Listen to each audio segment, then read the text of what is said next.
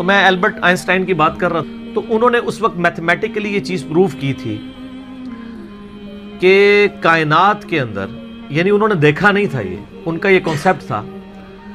کہ اگر کسی جگہ پہ بہت زیادہ میس کنسنٹریٹ کر جائے اور اس کا والیوم آلموسٹ زیرو نیگلیجیبل ہو،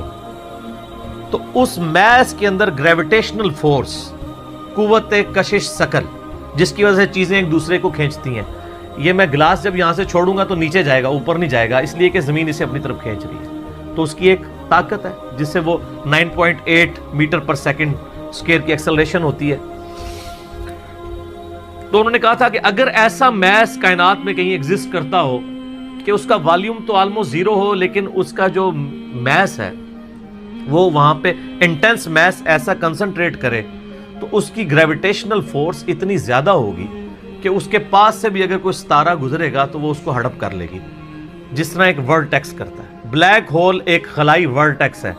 جس طرح سمندری بھنور ہوتے ہیں نا، جن میں بڑے بڑے بحری جہاز بھی ڈوب جاتے ہیں، چکر کھا رہا ہوتا ہے، کوئی بھی چیز کے قریب بھی ہے وہ اس کو پہلے سک کرتی ہے، پھر اندر ڈبو دیتی ہے، پھر ختم۔ اس طرح خلا کے اندر بھی ایسے ورٹیکس ہو سکتے ہیں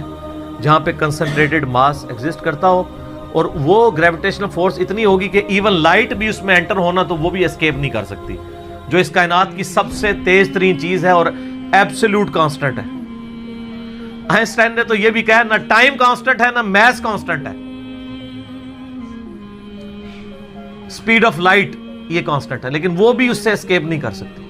اور سپیڈ آف لائٹ آپ کو پتہ ہے کتنی ہے؟ 300,000 یعنی 3 لاکھ کلومیٹر ایک سیکنڈ میں۔ روشنی اتنی تیز ہے کہ ایک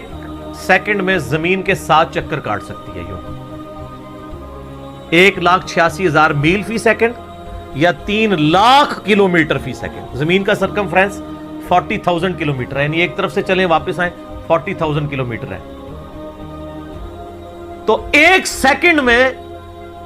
روشنی زمین کے 7 چکر کاٹ سکتی ہے۔ اسی لیے کائنات کے فاصلے جو ہیں وہ روشنی کے اعتبار سے ماپے جاتے ہیں، یہ اتنے لاکھ نوری سال، اور ایک نوری سال ہی بہت زیادہ ہوتا ہے۔ 1 لائٹ ایئر یہ ہے کہ روشنی ایک سال تک اسی رفتار سے چلتی رہے تو جتنا فاصلہ طے کرتی ہے۔